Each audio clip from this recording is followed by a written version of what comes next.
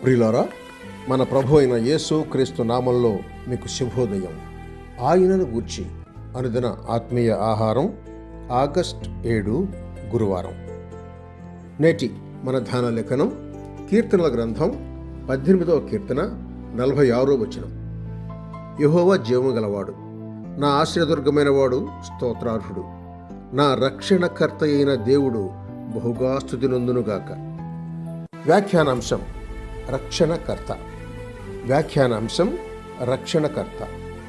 వ్యాఖ్యానం: దేవుడే నా రక్షణకర్త ఉన్నాడని కీర్తన 18:46లో దావీదు వచిస్తున్నాడు. అనేకులు ఇది తెలియక క్రీస్తు తనంతట తానే దయతలచి లోకమును రక్షింపవచ్చును అని భావిస్తారు. ఇది సరికాదు. దేవుడు లోకమునెంతో ప్రేమించి రక్షకునిగా క్రీస్తును పంపెను. తండ్రి నన్ను పంపెను అని క్రీస్తు ఎన్నో మార్లు పలికాడు. తేటగా అపొస్తలుల కార్యములు 2వ అధ్యాయం 23వ వచనంలో వ్రాసినదేమనగా, దేవుడు ముందుగా సంకల్పించి నిశ్చయించి తన భవిష్యత్ జ్ఞానమును అనుసరించియే క్రీస్తును పంపెను అని. ఒకటి, దేవుడే తన దయా సంకల్పమును దీన్ని వెల్లడించాడు.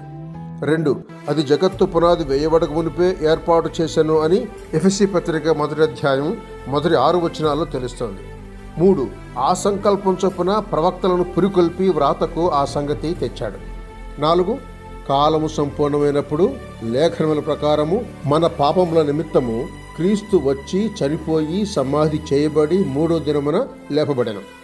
కాబట్టి క్రీస్తు వలన రక్షణకు దేవుడే కర్త. అది దేవుని రక్షణ అని పిలువబడుతుంది. దేవుని సువార్త ఎలాగంటే దేవుడే దానికి కర్త. అది క్రీస్తు సువార్త. 1 తెస్సలోనికీ పత్రిక 3వ అధ్యాయం 4 వచనాలు చూడండి. మా సువార్త అని పౌలు అంటున్నాడు 1వ అధ్యాయం 4-5 వచనాల్లో. అవును, మీరు నమ్మి ప్రకటించే సువార్త మీది. ఎందుకంటే దాని యందు నిలిచి రక్షణ పొందారు. అది అనుభవనీయంగా మీ సొంతమాయను. అవునా కాదా? అసలు లేఖనాలను పరిశోధిస్తే రక్షణలో త్రిత్వం అగపడుతోంది. 1, దేవుడే క్రీస్తు అర్పితమును అంగీకరించాడు. క్రీస్తు మనందరి కొరకు తన్ను నిర్దోషిగా దేవునికి అర్పించుకున్నాడు. 2, క్రీస్తు ఆ ముఖ్యమైన బలి దేవుని గొర్రెపిల్ల. ఆయన లోకానికి నియమింపబడి పనిచేశాడు.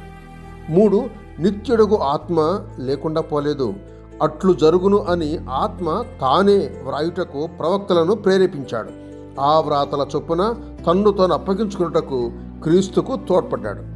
ఈ త్రిత్వభావం హెబ్రీ పత్రిక 9వ అధ్యాయం 14వ వచనంలో వ్రాసి ఉంది.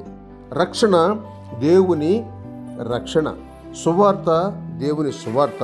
రక్షణకు దేవుడే కర్త.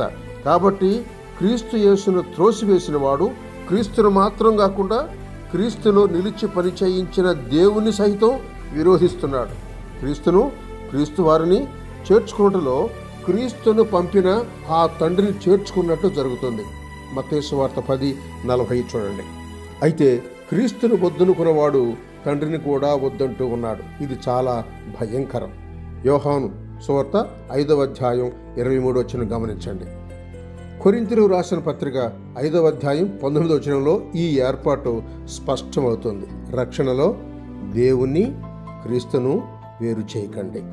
సహోదరుడు సైలస్ ఫాక్స్. శుభములతో వందనాలు.